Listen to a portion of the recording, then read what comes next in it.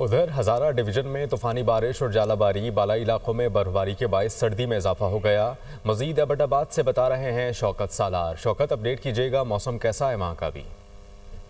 आज हज़ारा डिवीजन के बाकी जितने भी बालाई इलाके हैं, नथिया गली, ठंडियानी और इसके साथ साथ मानसेरा के ऊपर नारान कागान में बर्फबारी का सिलसिला शुरू हो गया, जबकि एबटाबाद में शदीद तूफ़ानी बारिश और यालाबारी के साथ शदीद सर्दी पड़ गई है और जितने भी रास्ते हैं वहाँ पर जो है वो पानी खड़ा हो गया है। इसके साथ साथ अचानक दिन को रात का मंजर देखकर लोग खौफजदा हो गए।